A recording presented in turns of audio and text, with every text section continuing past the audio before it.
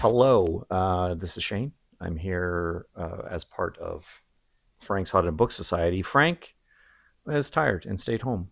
Decoy's over there, but we'll post some pictures of him later. It is January 2026, and I'm super excited to be here with author James Lurid, and we're going to talk about his novel. And I apologize in advance for the old cover. It's Cold Keep Reprisal. Don't be sorry, you got the first edition. It's a There you go. limited. Yes. Okay, I like There you that. go. Hey, yeah, I got something cool too. All right. Yeah, I just wanted to. We'll start up just some warm up questions Sure, about you, if that absolutely. works. Yeah, I'm happy to be here. Thank you for having me. Yeah, awesome. I'm super grateful that this worked out. Yeah, absolutely, for sure. And the fact that it's only a few minutes away from home helps too. That's right. Okay, so when did you start writing, and when did you start writing with the intent of sharing your work? Sure. I started writing when I was a little kid, but I never really took it too seriously. Had some teachers tell me, oh, you should pursue this, but being, an 8, 10-year-old, you don't think much of it. So I really didn't actually start writing without the intention of actually sharing it with people until about 2019. Hmm. And back then, I actually started with a kind of a choose your own adventure novel, Yes. kind of on steroids. I wanted to, it was a very ambitious, very, very ambitious project written in second person, Oh wow. Yeah. which is a very funny place to start writing because Uh-huh. it's very tricky. And that eventually evolved into something that was just so overwhelming. And then it was at that point I actually got the idea for my Cold Keep series. And then I decided to shift over to that in about 2020 during the height of COVID. Um, wasn't anything to do. So I thought, okay, I'm going to teach myself to write. And at that time, I didn't know anything about writing. I didn't know that you needed a new line for a new speaker. Like I was like Oh yeah. so Yeah. fresh. I wasn't one of those kids in high school that loved English class and all of that. So Right. so yeah. So basically, as many would be authors start is a lot during COVID for sure, and that's when I started my Cold Keep. And Hmm. the first book took me about a couple years. So Yeah. yeah, so right around there. Well, that's awesome. Yeah. And I was going to say, you're for starting in 2020, you're making really good Oh, progress. thank But you. we'll get into that I appreciate in a that. bit. You flatter me. Oh well, no, yeah, it was really good. Thank you. And I know I'm the writer too, and I should know better words than really good, but I'll get Really, to. really good. I really, really, yes, very, very, really, really good. Love adverbs. Who or what were your most important early influences? Uh, honestly, my real early influences, and this is kind of a cardinal sin to say, because I didn't really have a whole lot. Before I started writing Cold Keep, I didn't really even read any horror books, anything like that. Mm-hmm. It was only until the time that obviously you've got to mention Stephen King, of course, Yes. because he's the king, and I love him. And one of the first book that I read of his was, of course, Pet Cemetery.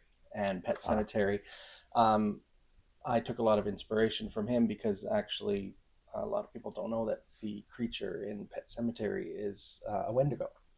Oh. And but it like Stephen King, he doesn't directly mention it a whole lot. It's kind of it's not about the Wendigo. That's the creature that originally gives power to bring people back and stuff like that. Yeah. But it was kind of on the sidelines, and I thought, what is this creature that's very interesting?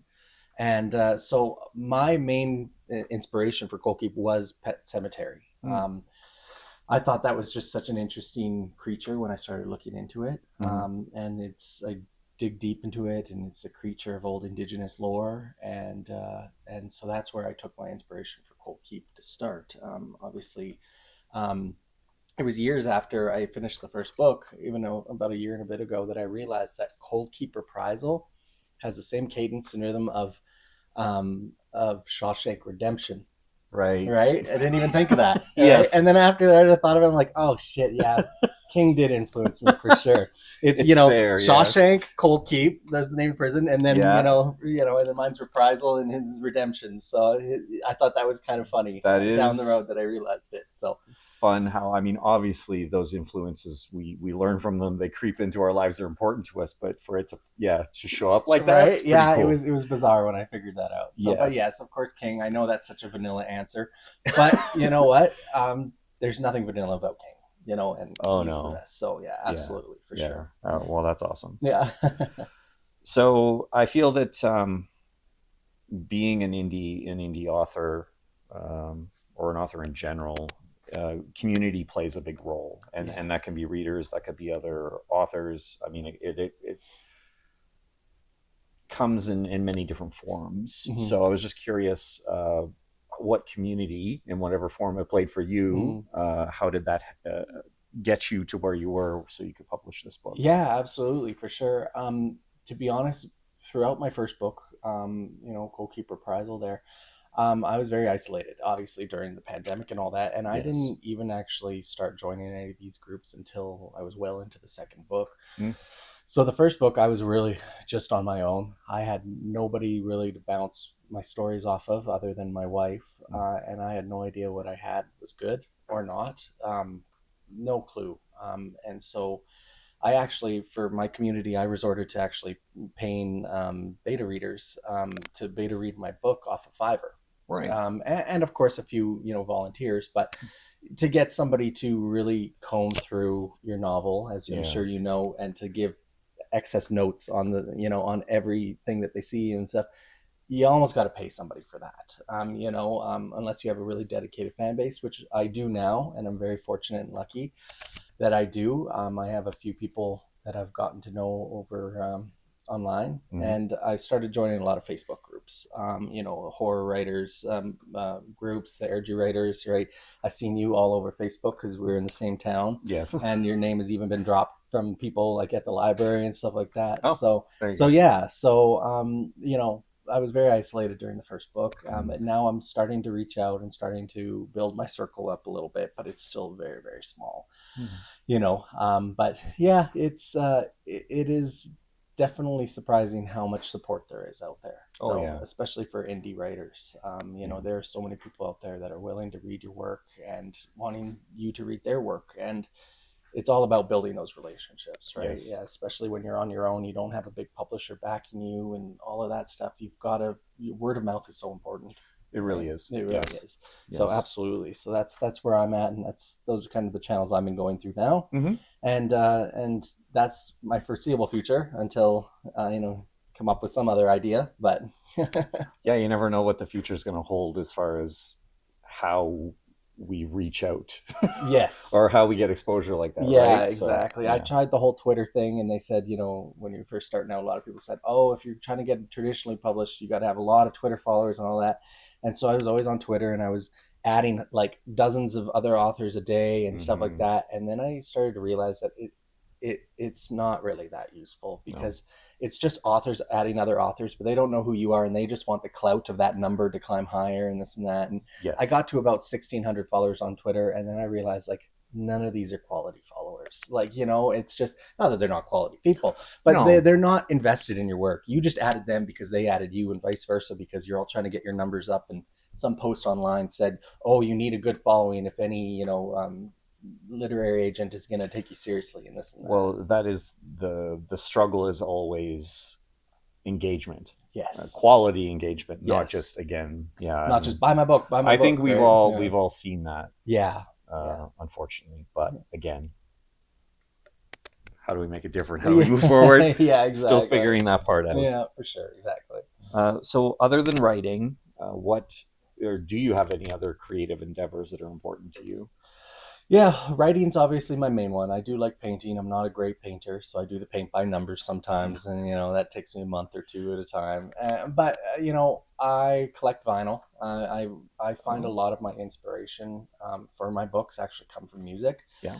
Not so much words, but the feel it gives you. I was listening to a ballad of trail songs, or what is it? old record, and it is old country record, and it gave me the inspiration for my book after Cold Keep. Oh, And so we can touch on that a little bit later. But yeah, it's music definitely gives me a lot of that inspiration and stuff like that. So music, and then other than that, during the summer, I'm spending a lot of time in my old RV with my wife. We mm. like to go camping and stuff like that. But Oh, there you as go. for artistic endeavors, it's my writing. A lot Yeah, of that goes into there. that's So awesome. yeah. It is a funny thread. So this is the fourth interview I've done, Mm-hmm.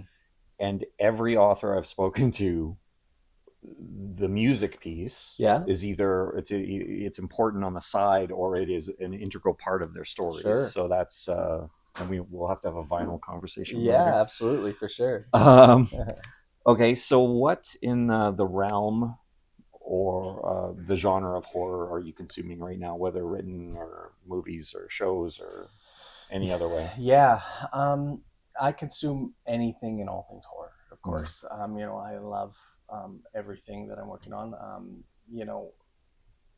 As it comes to movies and stuff, I'm not picky. Yeah, My favorite, obviously, is old school. Like, I like all of the writing and movies and books that are decades behind. I right. don't really have a huge interest in a whole lot of stories that take place in this day and age.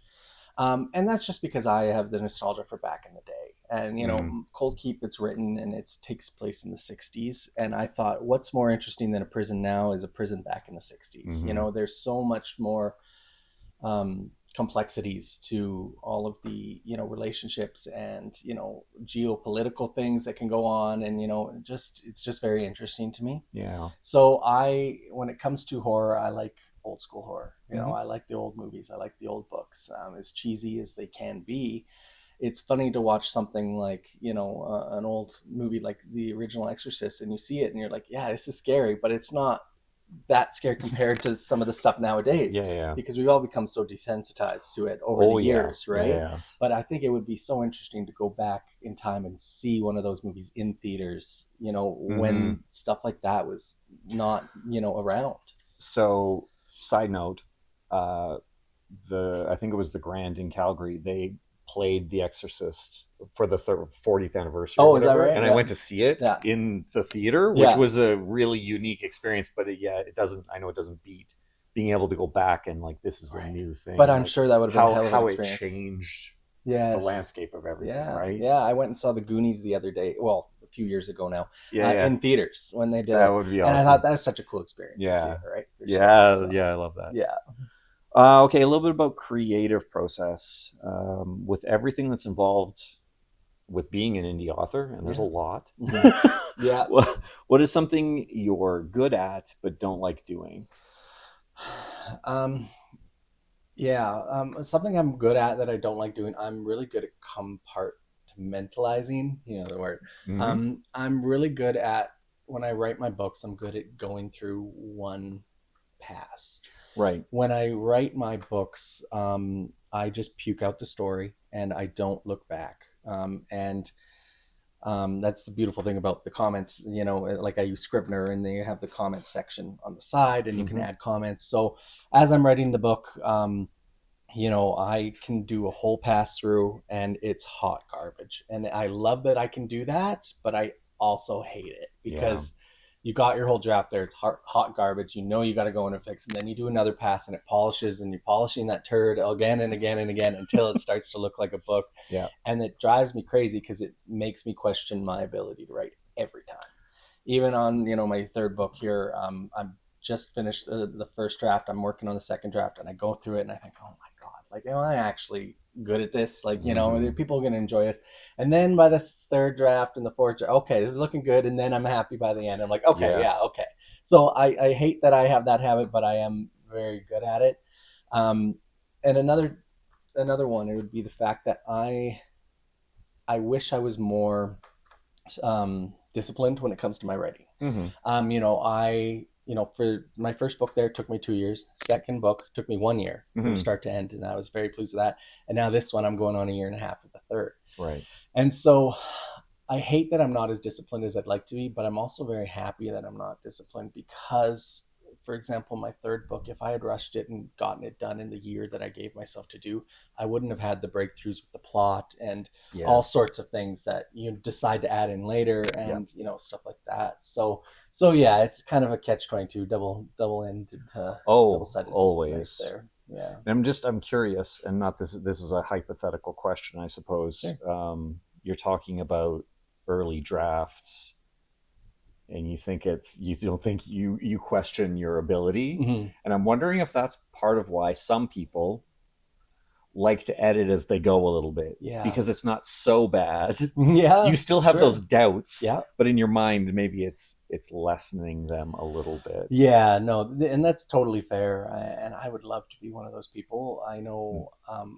I know there's a lot of authors, a lot of successful authors and indie authors and traditional authors that do one chapter and they just go over it until it's done. But Yeah. that lends very well to somebody that's a plotter. Yes. That they know exactly what's going to happen in each chapter, and they have everything scheduled out. I'm a bit of a pantser, writing by the seat of my pants there. Hmm. I can be a bit of both. I do go into each. I cut my book into three sections. I know where it starts and I know where it's going to end, Hmm. and then I build.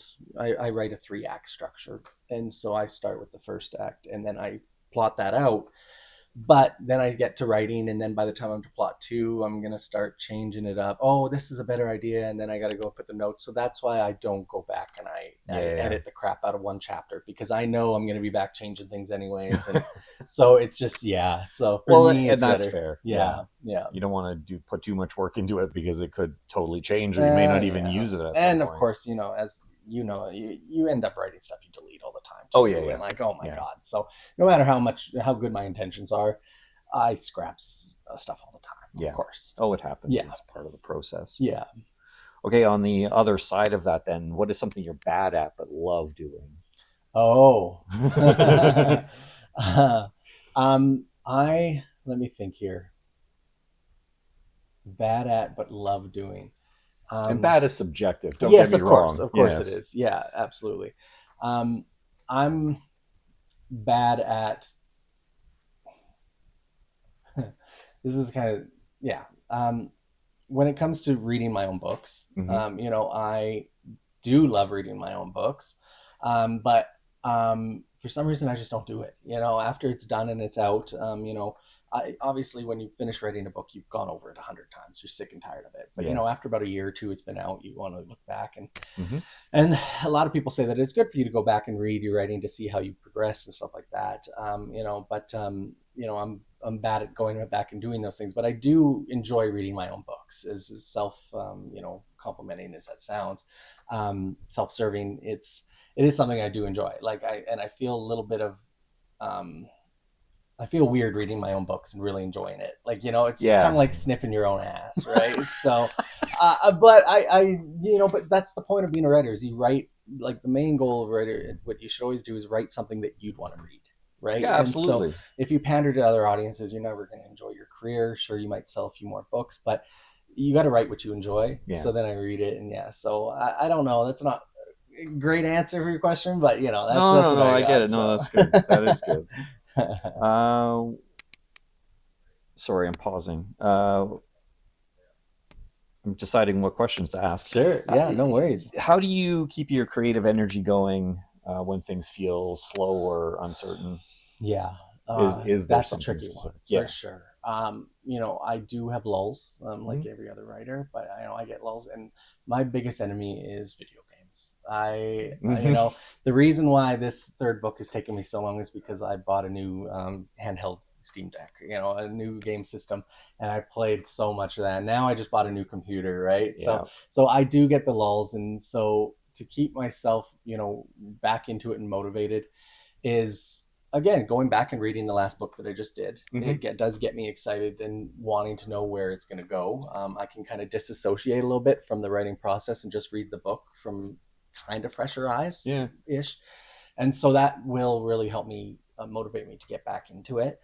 That, and again, if I'm in a bit of a lull and I finally have that breakthrough where I'm thinking, oh no, this is what I need to do to keep the plot, flowing and stuff. When I get in a lull, it's normally because I'm not happy with the way that the chapter's going, or the plot is moving forward. Yeah. I know where it needs to go, but everything I write needs to be smooth, and how it goes into that next section. Mm-hmm. And so yeah, if I'm not happy with that, I do get into the lull, right? And then I stop thinking about it and this and that, and so yeah, I definitely find a lot of inspiration when the inspiration comes, and that gets me right back into it, or Mm-hmm. reading my own books to kind of, yeah, get myself back in and excited to get back into the writing No, and that's stuff.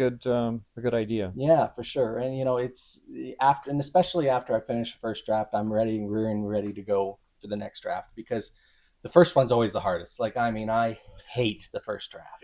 I I hate putting those words on the page. Like, Yeah. it's fun, it's exciting, but I hate it. It's always the second draft and the third draft. Each one's way easier than the last, right? Yes.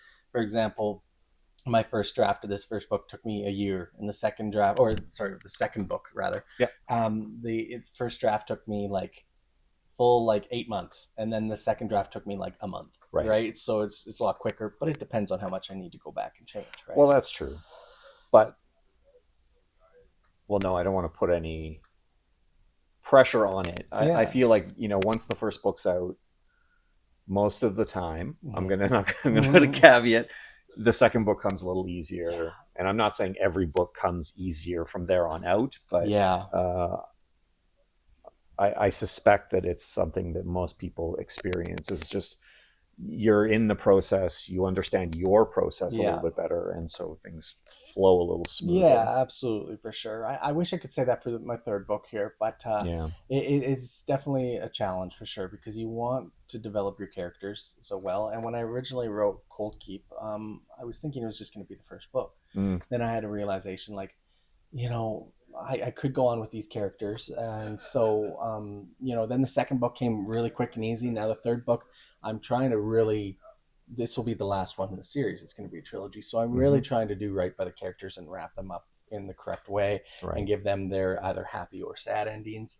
Right. No spoilers. Nope. And so, yeah. And you want to get that, character progression right. Right. Mm-hmm. So first book, yeah, sure. It's just, it is what it is, right? It's a book. Second book was quick, and now the third book, I'm like, oh, okay, now this is tough, because you got to wrap everything up, and you want everybody, I guess your readers, the to be happy. the ending probably adds some pressure to it. Yeah, yeah, it does. But of course, being an indie author, it's both a blessing, both a blessing and a curse, because I don't really have that many people waiting for my book, right? So Well, that's so fair. then there's not that pressure to get that third one out right Yeah. away. So Well, okay, and you've sort of answered this, but that comment actually leads into my next question sure. really well. Hmm.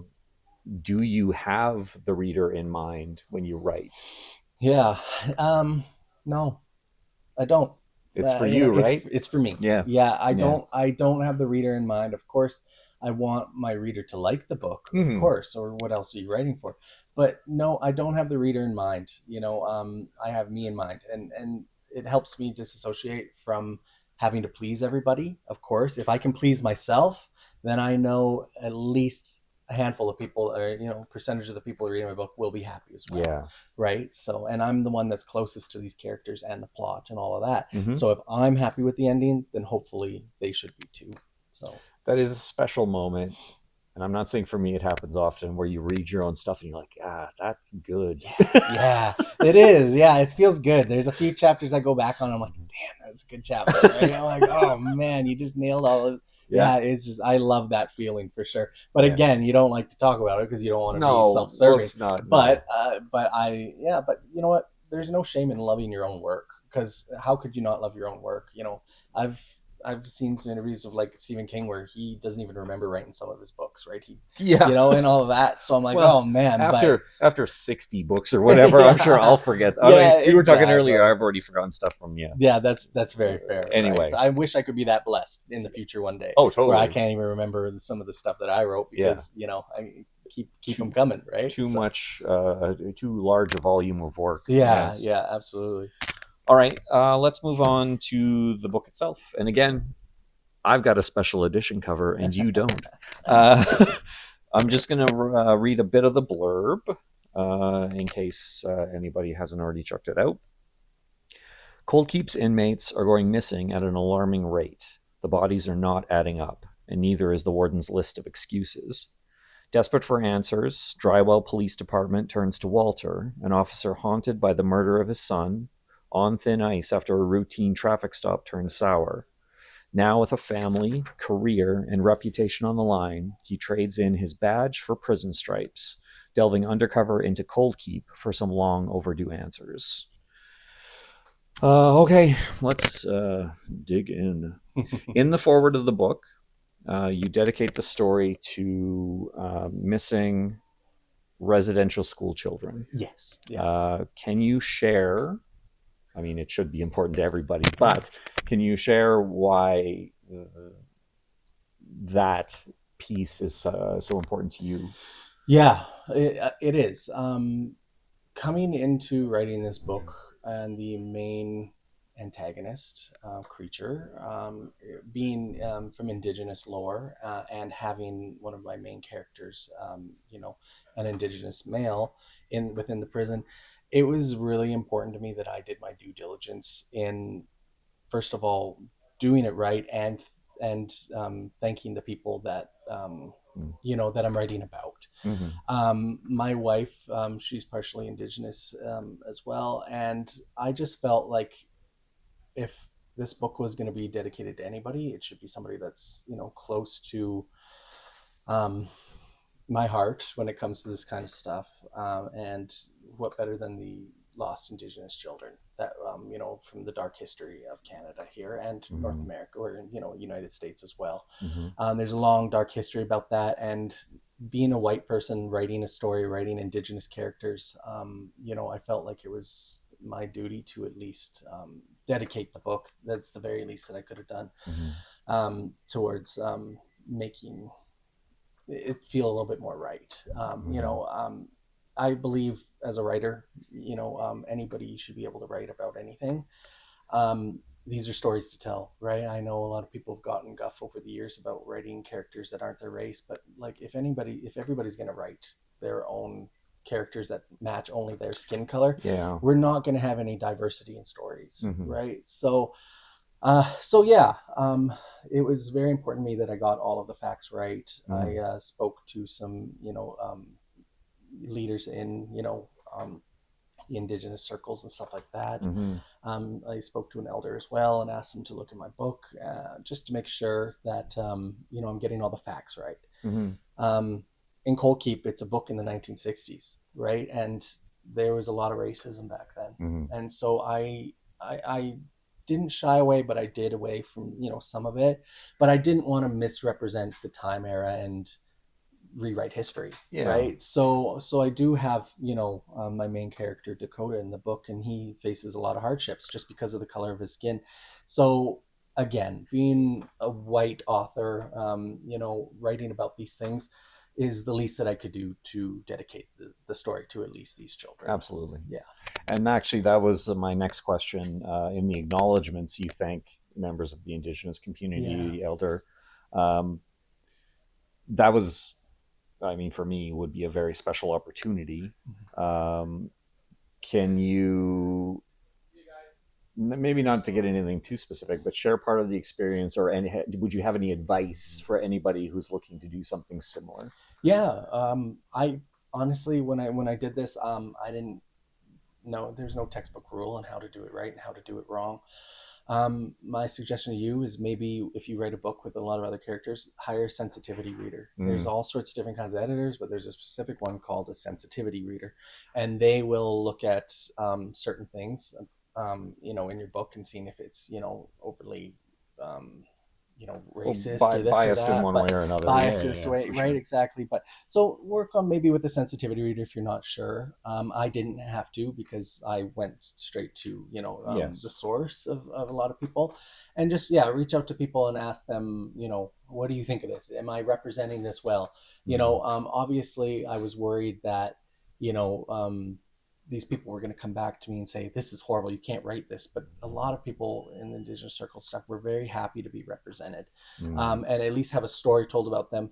And one of the biggest ways that I did a homage and make sure that I did it right is in my book, the main creature is a Wendigo. Mm-hmm. But in Wendigo lore, and as the old stories go, you don't speak its name, and you Right. only tell stories of the Wendigo after the snow had fallen.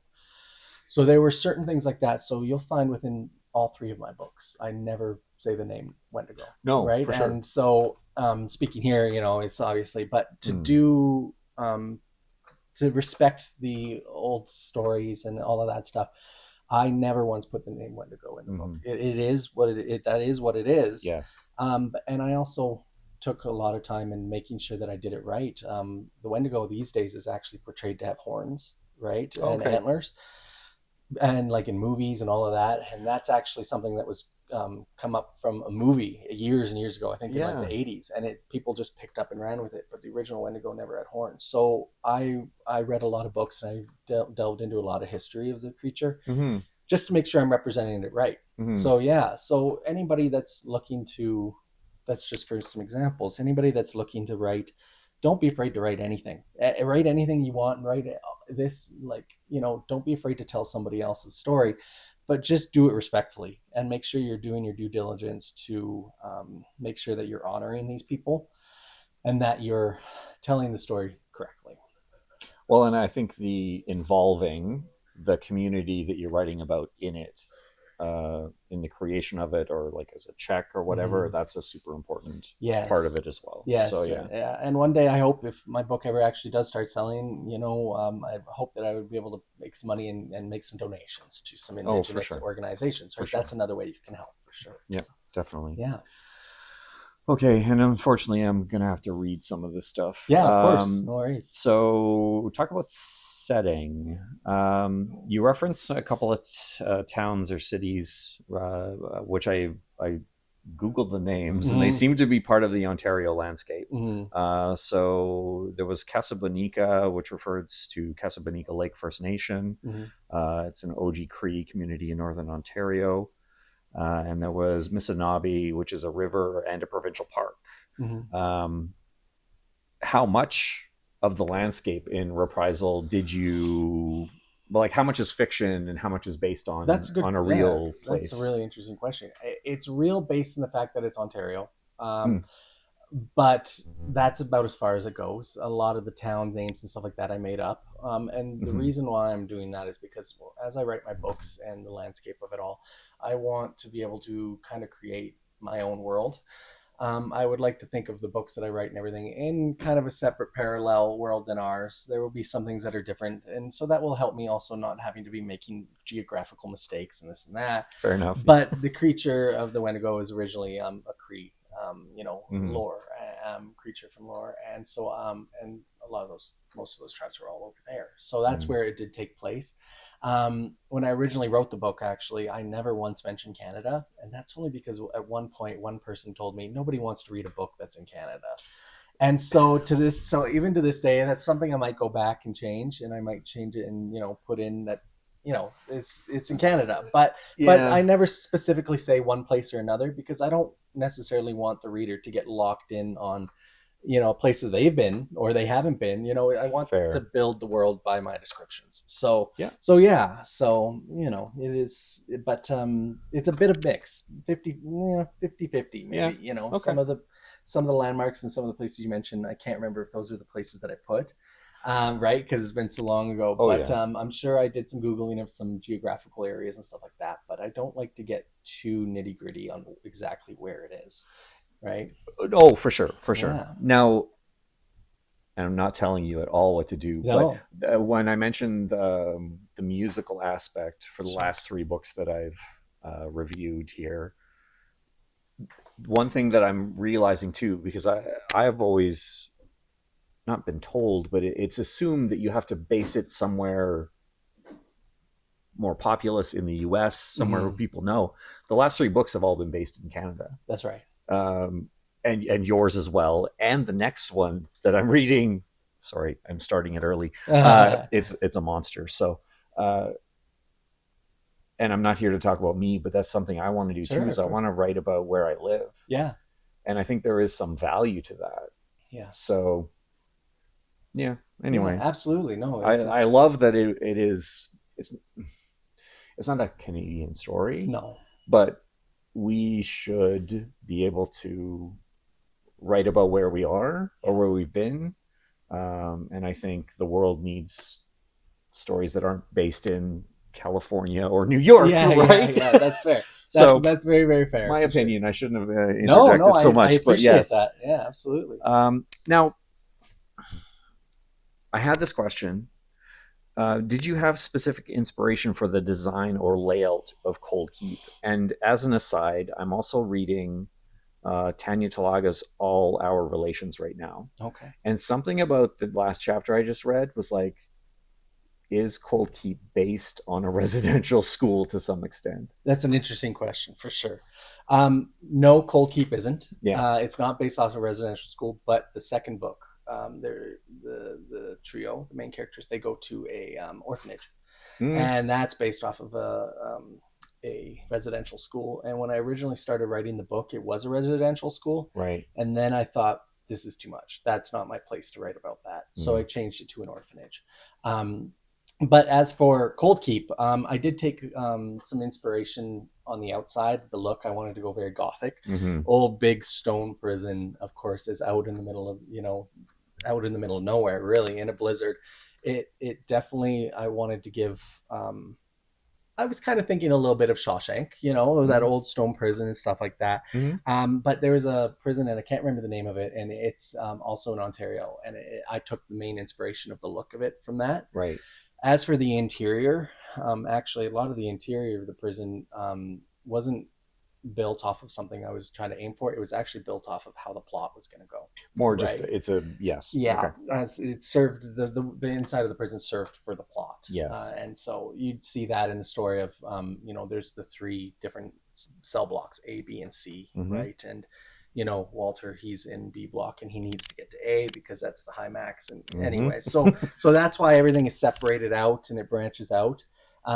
And then the prison itself, the main lobby, it's an octagon, right? And I kind of actually, and it has the branching paths, and I kind of wanted it to resemble a spider, Oh, yeah, as yeah. just it's like it's got its main base, its main hub, and it was the lobby, and then all of these different branching legs that come off Mm, of it that have a different story, different area, kind of stuff like yeah. that. So yeah, Well, no, it served the story well. I was just, yeah, curious yeah, because absolutely. it's I know at times you can just find old pictures of stuff, and whether it's Oh yes, inspiration or a piece, yeah. like, Oh yeah, no, for that's really sure, cool. absolutely. My characters were all based off of my aunts and uncles, so I Mm, had pictures of all of them. So all of the mm, characters in the story, Walter, minus Dakota, but there's Walter, Eddie, and like Uncle Bill and all of that. yeah, yeah. Those are the names of all of my aunts and uncles. And Oh, so that's I had cool. pictures. So whenever I'm writing, I picture their faces, Yeah, yeah. and then I had their names on it. And to this day, I'm not sure how quite happy some of them are about that because some of these characters were pretty They're nasty not the pieces of best trash. people. Yes. Like especially the warden. He's after my Uncle Bill and he's passed away, unfortunately. Mm, And I did have to make a note in the disclaimer, like, or I had to tell my family, yeah. and stuff. It's your names, and in my mind, it's your faces, but it was supposed to be an homage and a respect to you guys, like an appreciation. Yes. But it by no way represents your It's not character. who you are. Yeah, Yes. absolutely. That's fun. Yeah. Did you start reading or reading? Did you start writing Reprisal with the goal of it being a full length novel? Yeah, I did. Yeah. Yeah. I've never. I did a few short stories before Mm-hmm. this one. I took a course online and stuff like that, and you did some short stories and you sent them, and then another author would edit them and give you advice and stuff. Mm-hmm. But no, I came into Cold Keep fully expecting it to be a full book. Yeah. Yeah. Okay. Well, I mean, yeah, judging by what we've talked about so far, that Yeah. does make sense. Yeah. So Walter is, I guess, the main protagonist, or he's kind of the focus character. Hmm. Can you share a moment where his story surprised you, or it didn't go where you planned? Yeah. Within the story, Walter, his main goal is to get revenge on the man that killed his son. Mm. And that's why he ends up delving into Cold Keep. He's originally a cop, and then he goes into Cold Keep undercover to figure out why all of these inmates are dying at the prison. At least that's what his boss wants him to do. Um, then he decides to go there because he agrees because he finds out his son's killer is actually being held in the prison. Mm. And as I was writing the story, it was always going to be just he gets his hands on the man, and he gets his reprisal. Um, And something that really surprised me when I was writing is I realized that when he finally finds his man is basically has dementia at this point, and Mm-hmm. it comes and goes. Yes. And his other side of the dementia is a really kind, nice person. He runs the church and everything inside, and he seems nice. So now that really surprised me when I was even writing it, because Walter wants his revenge on this man so bad.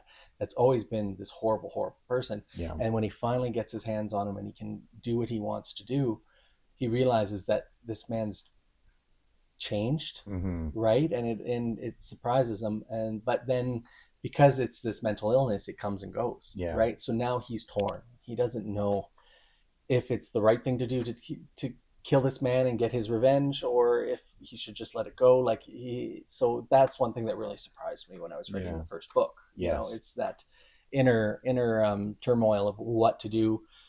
Do I get this revenge and save my own sanity? Is this even the right thing to do anymore? Mm. So yeah, that was a big one for him, for Yeah, sure. for sure. Yeah. Okay, I'm going to jump one question because Sure. I had a question about Marvin, who's the person that he's looking to exact his revenge Yes, on. that's right.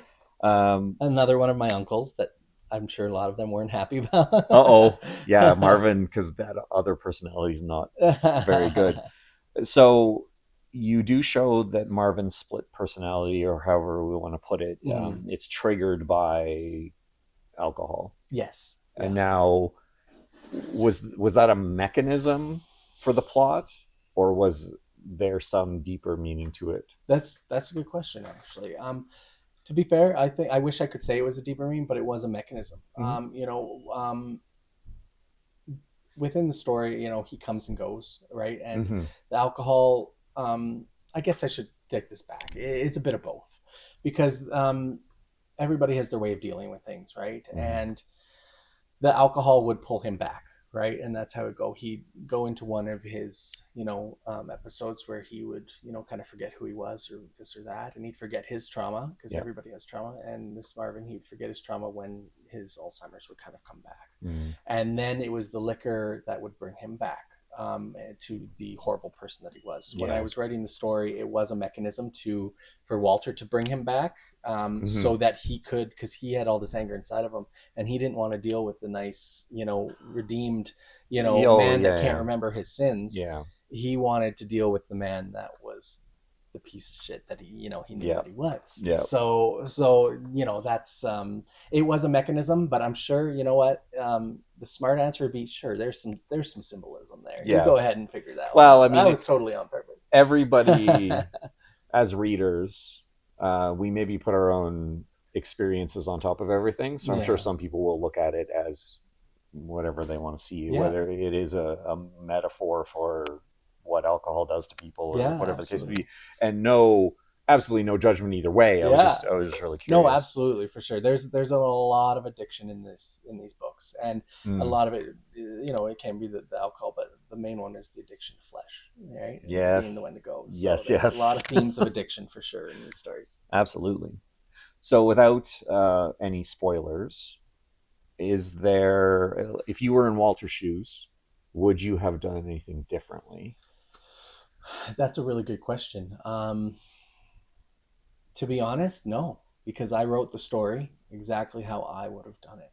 Mm, If Walter had done things differently, he would have, if he himself would have done something different, he would have checked that latch on the yeah, door. That would have stopped his son from getting hit by the drunk driver. So but of course, those things you can't do differently, right? And mm-hmm. that's the beautiful thing about writing and a true story is, if you could go back and do it, you wouldn't have the conflict, you wouldn't have the plot, right? Yeah, So no, if I was Walter, I wouldn't do anything differently. Without spoiling, I'm happy with the way that it got resolved. mm-hmm. And um, I thought that was a good moment at the end of the book, and how he handled it and how everything kind of wrapped up, for sure. Yeah, Now, to be fair, if I was Walter, I probably wouldn't have eaten the flesh, at one yes. point in the book.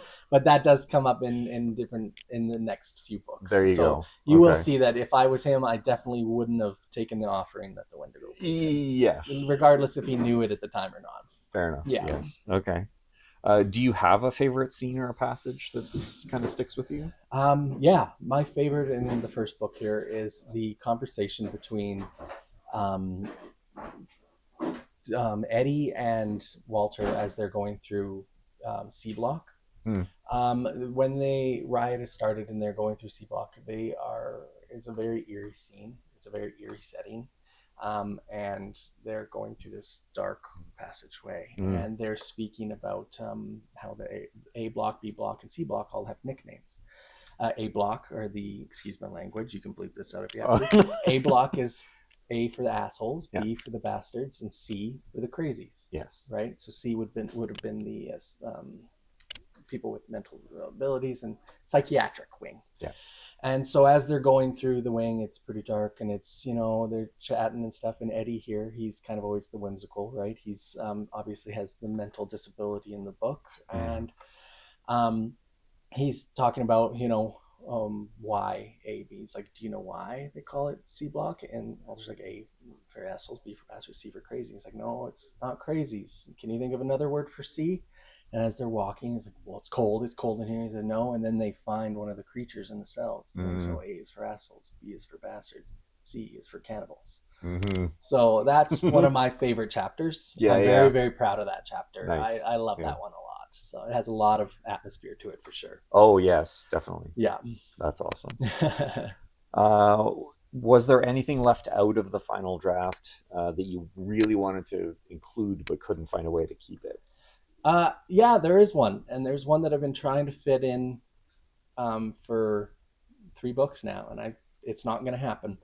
And it's just Oh. sometimes you really want something to work in a book, and you kind of will build a story around it to make that happen. And I've Yes. had to stop myself from doing that a few times because it doesn't serve the plot as well as it would like. Right. As much as I want to see this certain scene, it just doesn't happen. And the main one is that I really wanted the creature to speak to the people through the pipes, the prisoners through the pipes, and all Oh that. yeah, yeah. And back in the prison, back in the day, a lot of the prisoners, they'd actually take sponges and they'd take the water out of the toilets inside each cell. So then they could speak into the toilet, and it would go through the pipes. Right. And it would go to the other toilets. And that's an actual something that they used to do. Yeah.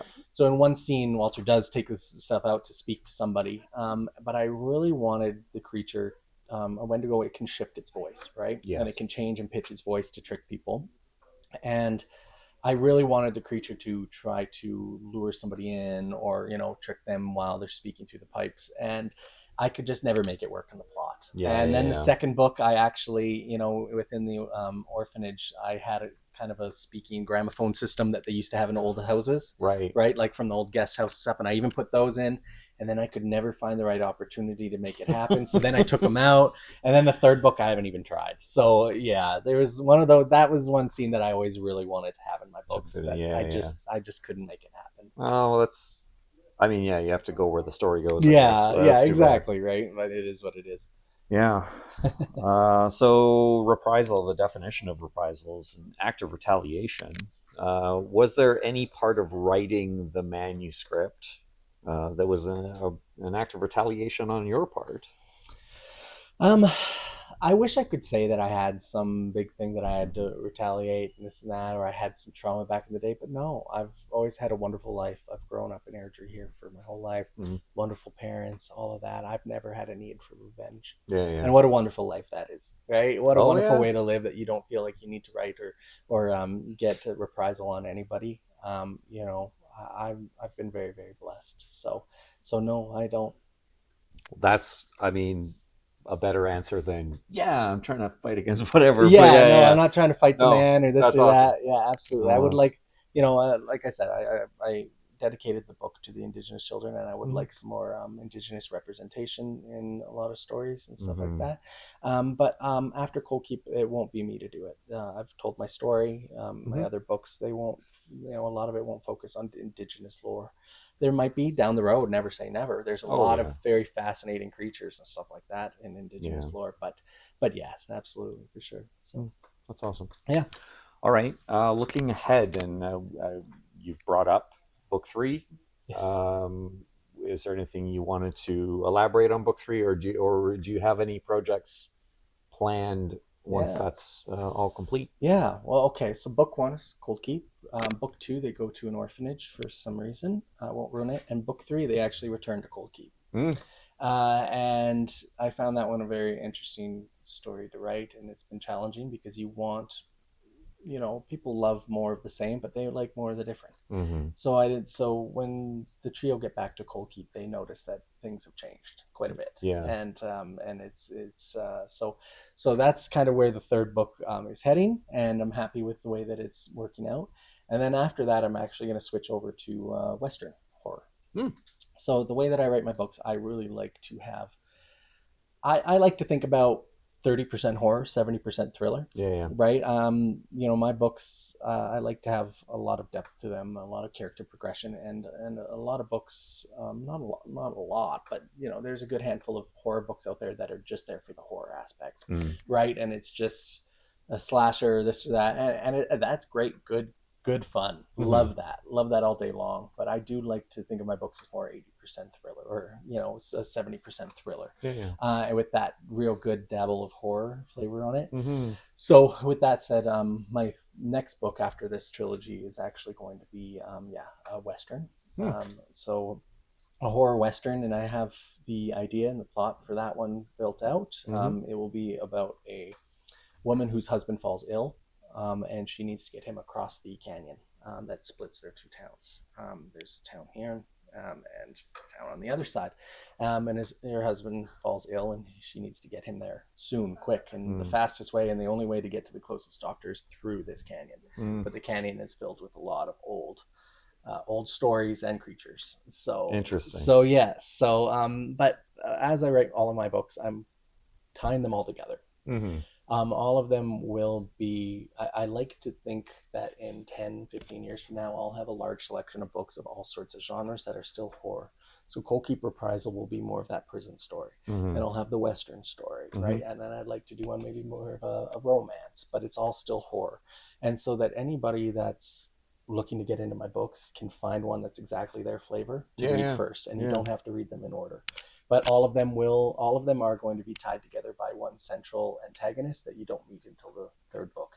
If you pay close Oh, attention, okay. he is actually mentioned and present in some of these books, but Yeah, you won't yeah. realize till you go and read through again. That's awesome. So I Yeah. will have that character being continuous. Think of him as a bit of a Thanos, Yeah, yeah. right? That will tie all of these books together. So down the road, I'm hoping, much like Cold Keep's Lobby, it'll be my central author, and then all of the legs will be different flavors of my books that you can pick up anywhere. Yes. And then once you read this one, maybe you're not so much into Western stories, but after you read Cold Keep, you know that you like me as an author, Yeah, and you yeah. want to continue with these characters or this one specific, kind of character that Yes. is meddling with all sorts of things. Yeah. And then you can go out and find my other stuff. So I'm trying to cast a wide net.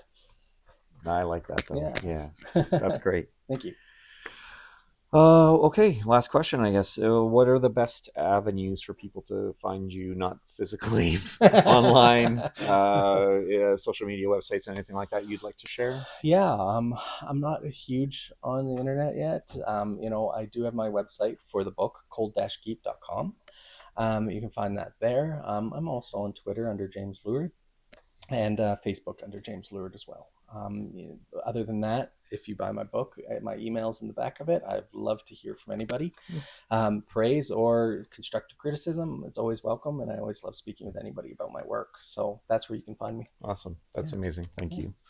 you. Yeah, that's it. Well, thank you very much. I appreciate it. Oh no, this is amazing. Yeah, Thank you. absolutely. I love So everybody, once again, my copy, not yours. Cold it. Keep Reprisal. I 100% suggest Yes. you go find this.